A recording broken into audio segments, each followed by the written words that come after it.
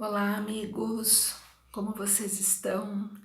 Desejo que a paz do nosso Mestre de Jesus esteja com vocês hoje e sempre. Meu nome é Leila, eu sou uma das trabalhadoras da Casa de Bezerra e hoje eu vim para conversarmos um pouquinho sobre o valor do perdão. Antes de nós começarmos propriamente, convido vocês a, junto comigo, entrarmos em conexão com o plano espiritual, respirarmos, nos tranquilizarmos, agradecermos ao nosso mentor individual, que é o nosso anjo da guarda, que veio com essa missão de nos cuidar, nos intuir, de caminhar conosco nessa trajetória terrena, que ele consiga cumprir essa tarefa. Agradecer também a toda a equipe de limpeza e sustentação que prepara a nossa casa para todos os trabalhos presenciais e agora também virtuais. Agradecer a nossa equipe do Dr. Bezerra de Menezes e todos os seus trabalhadores que estão sempre a postos para nos ajudar a cuidar de todas as nossas necessidades físicas, emocionais e espirituais.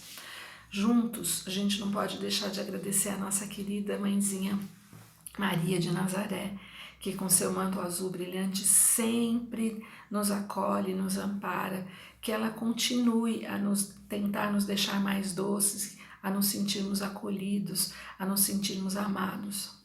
Todos juntos vamos até Jesus, nosso Mestre, que nos deixou tantos ensinamentos que nós ainda estamos colocando em prática no dia a dia.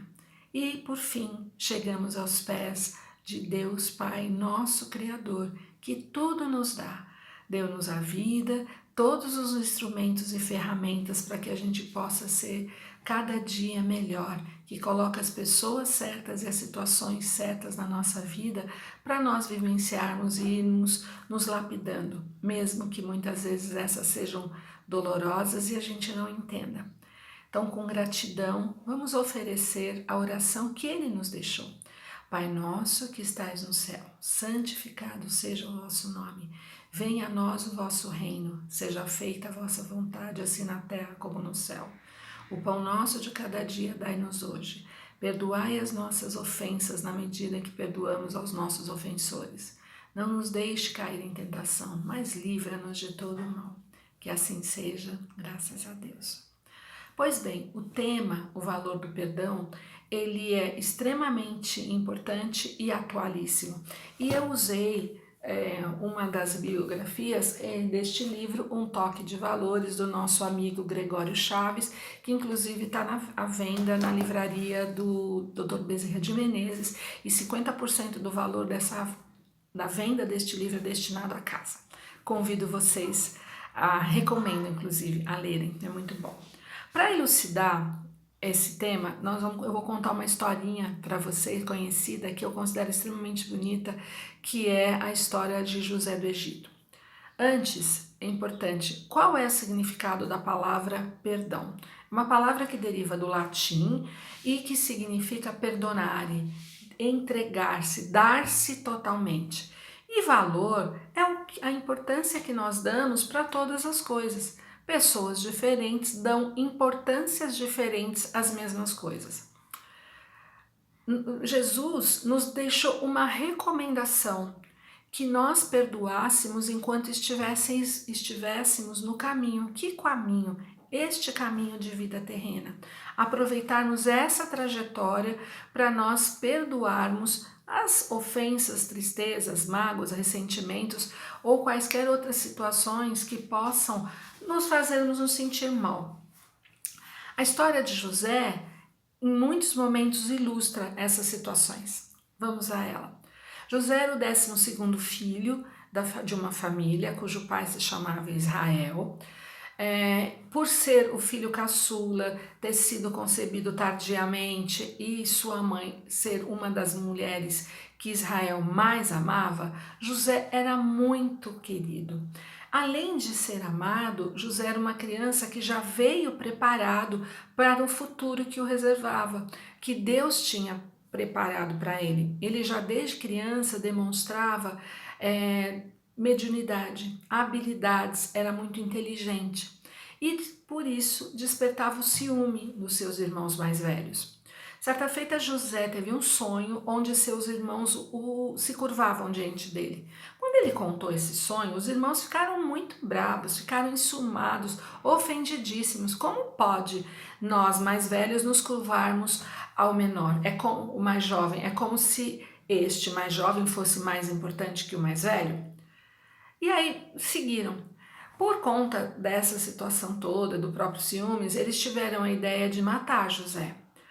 Quando iam fazer isso e forjar sua morte, estava passando uma caravana e um dos irmãos teve a ideia de, ao invés de matá-lo, vendê-lo. José suplicou, implorou, mas ele não foi ouvido e ele foi vendido. Para a gente pensar como Deus coloca pessoas ou situações na nossa vida. Ele prepara os caminhos. José foi vendido, foi levado para o Egito e lá foi servir como escravo ao chefe da guarda do faraó, que era a pessoa mais importante daquela ocasião, como um rei, realmente. José ficou revoltado? José fez o seu trabalho da melhor forma possível, com dedicação. Será que a gente, quando se encontra em situações assim de desespero, que se sente injustiçado, será que a gente se revolta com Deus? Será que a gente fica bravo? Será que a gente faz o nosso trabalho de qualquer jeito? Eu estou sendo obrigada a fazer, estou sendo mal remunerado por isso, vou fazer do jeito que dá. José fez o contrário, se dedicou, teve fé.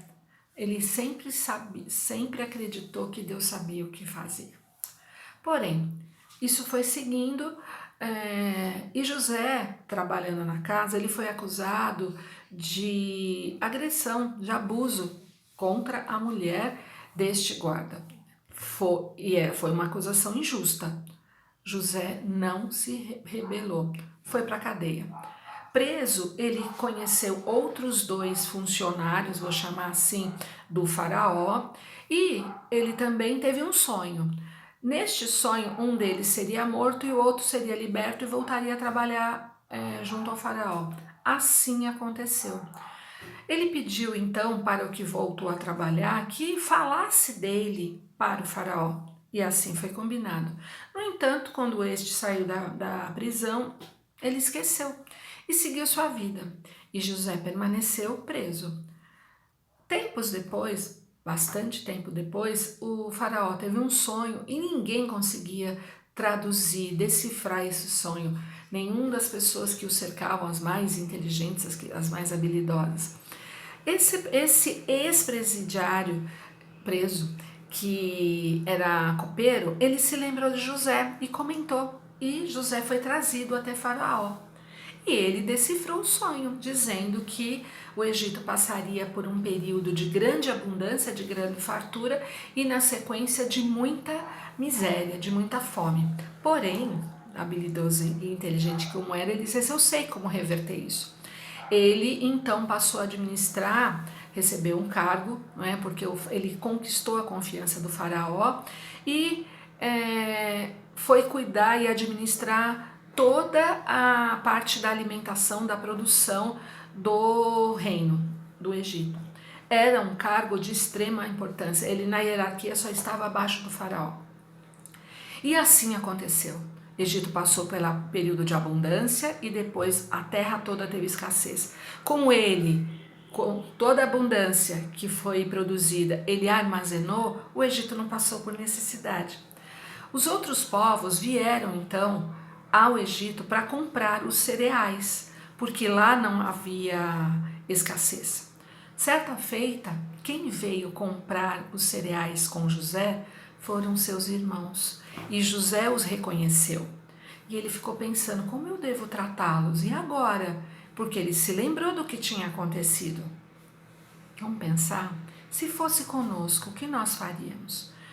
A gente trataria bem, a gente trataria mal. Agora que eu tenho poder, porque ele era poderoso, eu ia me beneficiar dessa situação? Como é que José fez? Ele ficou meio que escondido, conversou de uma forma disfarçada com seus irmãos que não o reconheceu. Estes foram para comprar os cereais. O que José fez, né? colocou uma situação para pôr em prova, digamos assim, pôr à prova esses irmãos. E forjou como se como se eles fossem espiões, o que não era verdade. Eles se desesperaram e estes irmãos se lembraram do que haviam feito com José no passado e se arrependeram, mesmo não tendo reconhecido José. O que José então comentou? Que ele venderia os grãos, mas que eles teriam que trazer o seu irmão mais jovem para servir de escravo. Era uma outra prova, digamos assim, que José estava propondo aos irmãos. Os irmãos retornaram com os grãos e José pediu para que o valor pago fosse escondido dentro das sacas. Ele permaneceu seguindo sua vida e os irmãos retornaram para sua casa. Quando os grãos estavam acabando e precisavam voltar para comprar, eles lembraram do combinado, eles tinham que levar o seu irmão mais jovem, Benjamim. Quando chegaram novamente diante de José, José colocou uma outra prova para esses irmãos, dizendo que Benjamim tinha furtado um objeto e por isso ele ficaria como escravo. Os irmãos se desesperaram, porque isso causaria muita tristeza ao pai, que já havia perdido um filho. E pediram para José perdoar, e um dos irmãos propôs uma troca, que ele ficaria no lugar deste irmão mais jovem, o Benjamim. José se emocionou muito e se revelou, mostrou quem era, sem mágoa, sem ressentimento, dizendo aos irmãos que que não precisavam ficar envergonhados ou se sentindo mal, porque ele compreendia tudo o que tinha se passado, cujo objetivo era unir a família novamente, e assim foi feito. Então vamos pensar para nós, né? Quantas lições nessa história nós temos, né? De uma pessoa que sofreu injustiça, não foi uma vez só, foram mais, que passou esse período do irmão deles ter sido vendido até o reencontro com a família, foram 20 anos, é bastante tempo. E ele não se rebelou com Deus, ele teve fé, ele sabia que ele não poderia se revoltar porque ele teria que prestar contas. Quando ele se tornou uma pessoa importante, inclusive hierarquicamente acima do chefe da guarda, que o havia acusado injustamente, ele não se vingou.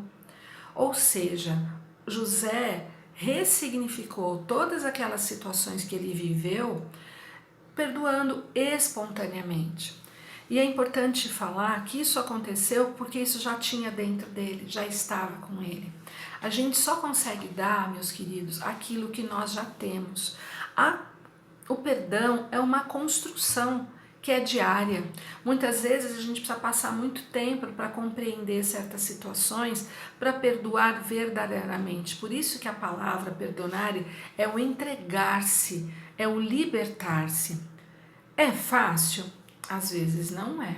É possível? Certamente. Como é que eu faço? Construção diária. Entrando em contato primeiro com as nossas dores, com as nossas sombras. E Deus muitas vezes coloca situações ou pessoas para que a gente as enxergue, porque às vezes elas estão tão escondidinhas que a gente não vê. A gente passa muito tempo para perceber. E esse período que a gente não vê, muitas vezes não, ele é nebuloso, eles vai nos corroendo. Um outro exemplo para a gente pensar, essa metáfora muitas pessoas já conhecem, que é a história do saco de batatas. É um professor que deu como lição para seus alunos que eles pegassem batatas e para cada batata que eles tivessem uma briga, uma indisposição, um inimigo com alguém, ele escrevesse o nome da pessoa ali. Eu proponho que, para quem não quer escrever o nome ou não lembre, Porque às vezes a gente fala, não tenho ressentimento contra ninguém, mas a gente tem os sentimentos guardados. A inveja, os ciúmes, a raiva, a decepção, a quebra de expectativas, a traição e outros muitos nomes. Que a gente escreva o nome nessas batatas. Só que essas batatas vão ser colocadas num saquinho e nós vamos carregá-los onde quer que a gente vá, em todos os lugares, por uma semana.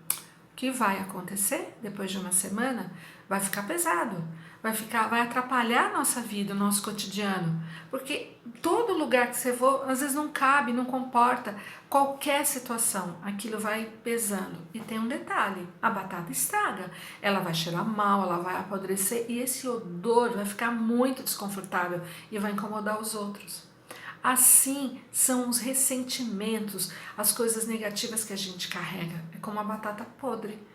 Vai nos corroendo por dentro, nos minando. Isso nos impede de ter clareza, de enxergar as possibilidades, de nos sermos leves e nos sentirmos, inclusive, mais felizes. Proponho, larga as batatas. Se desfaça dessas batatas podres. Como? Do mesmo jeito que Jesus falou, enquanto estamos no caminho, devemos nos reconciliar, nos livrarmos das batatas. Não importa o que a gente está fazendo, a gente pode fazer isso e deve através do diálogo, conversando com as pessoas, com a pessoa ou com as pessoas com as quais a gente possa ter magoado, né? Se colocando no lugar dela. Sim, porque às vezes a gente não sabe como ela se sentiu, sem fazer julgamento.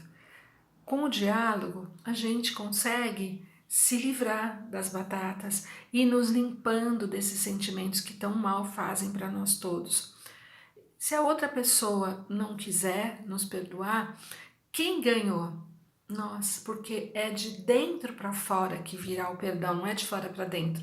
A gente estará se perdoando. Isso é muito importante, porque às vezes a gente é o nosso próprio algoz. A gente não se perdoa quando a gente não cumpre o que a gente combinou conosco mesmo, quando a gente às vezes tem preguiça, quando a gente desiste do sonho, quando a gente se deixa levar por outras situações e não nos coloca em primeiro lugar. Isso vai nos deixando às vezes até tristes e enfraquecidos.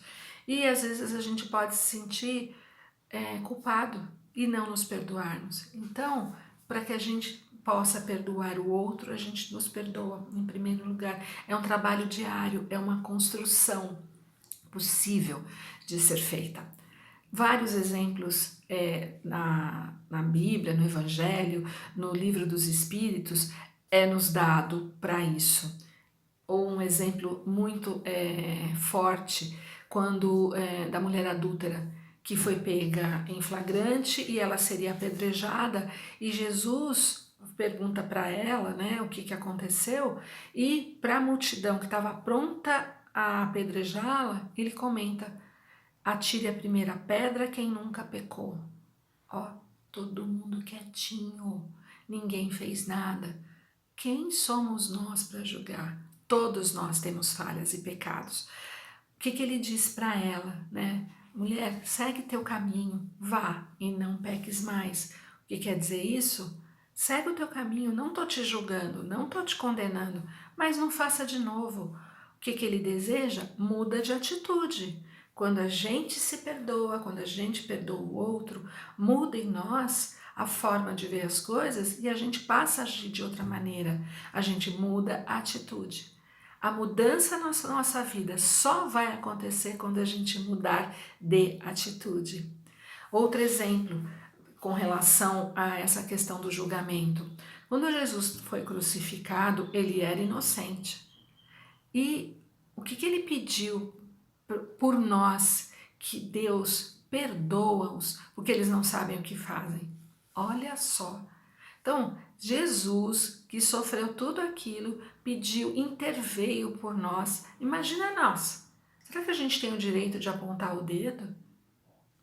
Vamos pensar nisso? Ficar condenando, ficar julgando? A gente não sabe, a gente conhece só um quadradinho, essa parede. É um quebra-cabeças e a gente não conhece o outro. Então, vamos nos colocar no lugar do outro, vamos nos repensar também, sem o chicotinho, né? Com amorosidade, porque nós estamos sempre sendo ajudados para que a gente consiga.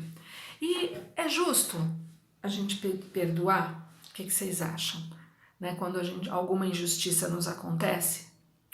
Gente, vamos pensar o seguinte, se for injusto e a gente perdoar, a gente fica tranquilo, porque a gente ganhou. Se for justo e a gente perdoar, a gente também saiu no lucro, porque à medida que eu perdoo, eu fico leve, eu me livro. Ou seja, quem ganha com perdão? Quem perdoa é o maior ganhador. Porque o perdão é como uma terapia. O perdão é uma forma de tratar a nossa alma e curar as nossas feridas, inclusive as mais profundas. Deus, ele é generoso conosco e nos perdoa sempre.